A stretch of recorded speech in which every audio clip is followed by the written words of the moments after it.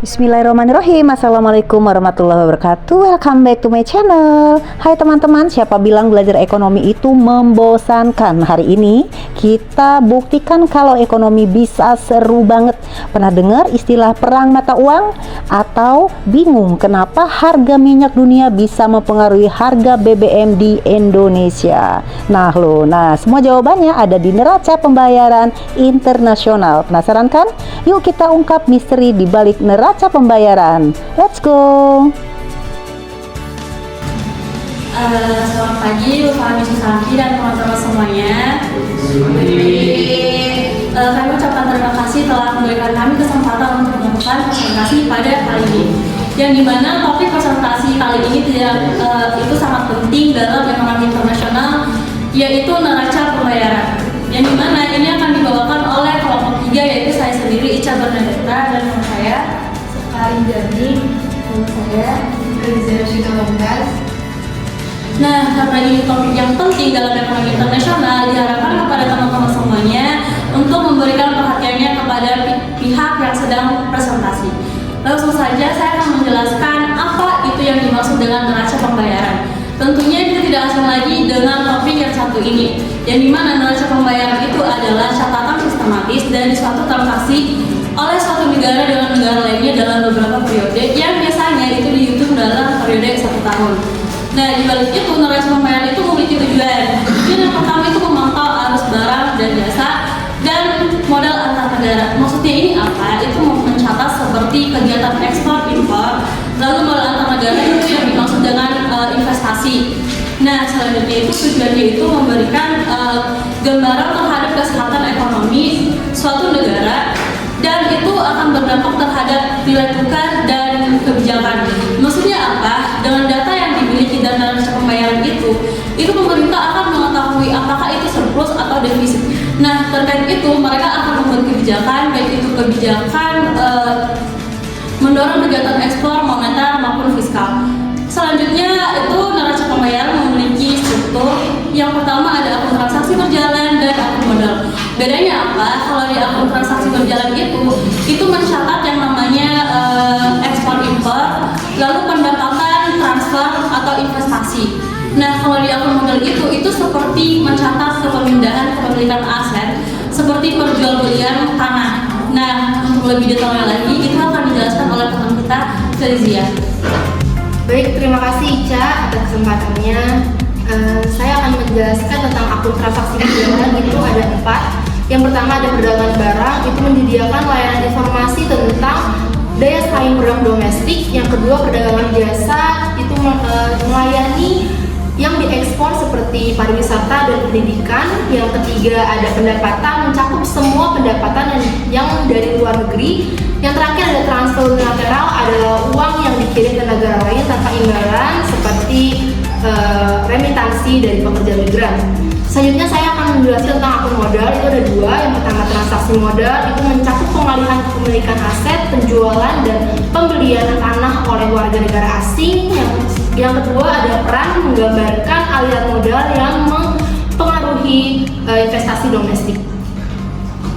Terima kasih Shika sebelumnya telah mendengar saya untuk menjelaskan tentang materi berikutnya, yaitu tentang akun keuangan. Nah, di neraca pembayaran internasional, akun keuangan itu dibagi menjadi 3, yaitu investasi negara asing, investasi portofolio, serta utang luar negeri.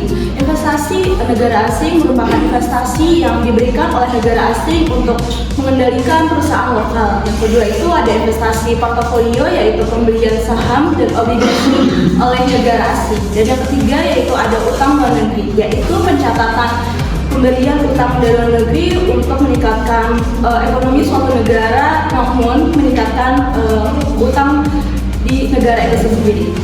Jadi dapat disimpulkan bahwa pada pertemuan kali ini yaitu neraca pembayaran internasional merupakan alat penting untuk mengukur ekonomi suatu negara. Kenapa? Karena ia mencatat seluruh transaksi dengan negara lain. Dia juga memberikan wawasan tentang daya saing negara itu sendiri dan stabilitas ekonomi.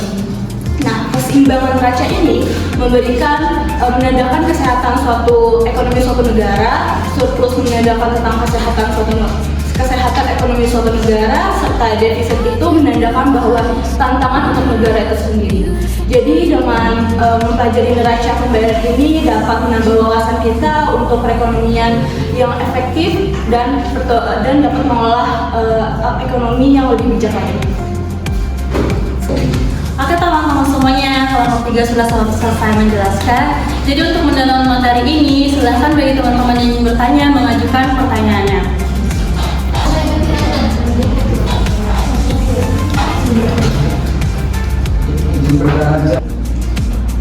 Kenalkan, nama saya Octavius Vale,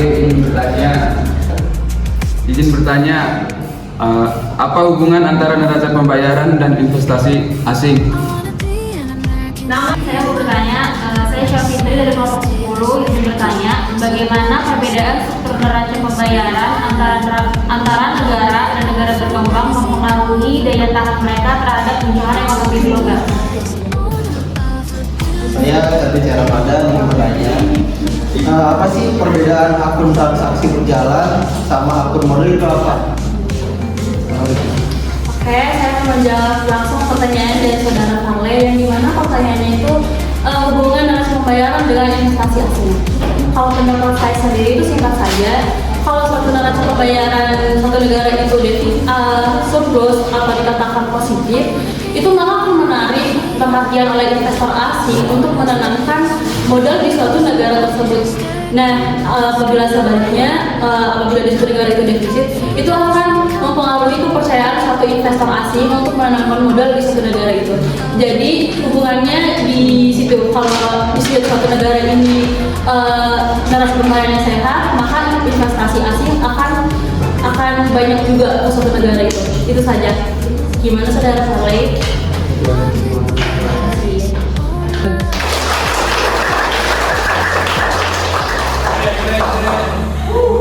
Baik, terima kasih Charlie atas pertanyaannya, yaitu perbedaan akun transaksi berjalan dan akun modal. Bedanya itu transaksi berjalan itu fokus pada arus pendapatan dan pengeluaran, sedangkan transaksi modal itu berfokus pada investasi dan pembiayaan. Terima kasih. Oke, saya akan menjawab pertanyaan dari Fitri, yaitu intinya bagaimana perbedaan neraca di negara maju dan negara berkembang dalam menghadapi guncangan ekonomi. Nah, kalau misalkan di negara maju itu justru devizanya mungkin cadangan lebih banyak, serta mata uang mereka itu dipakai untuk perekonomian beberapa dan mungkin seluruh dunia. Jadi mereka itu mempunyai cadangan devizanya serta surplusnya itu berjalan dengan hati-hatinya. Namun kalau misalkan negara berkembang, itu dia tuh lebih cenderung untuk lebih ke investasi asing, menunggu investasi asing dan devisa itu dikit. Jadi kalau misalkan negara berkembang itu justru mempunyai tantangan yang lebih banyak menghadapi guncangan ekonomi global dibanding dengan negara berkembang, dibanding negara maju, karena negara maju itu mempunyai banyak cadangan ekonomi. Beli kain buat kebaya, Kebaya merah hadiah kaca. beli kain buat kebaya. Kebaya merah hadiah kaca. Sekian presentasi dari saya. Semoga berlihat perjalanannya.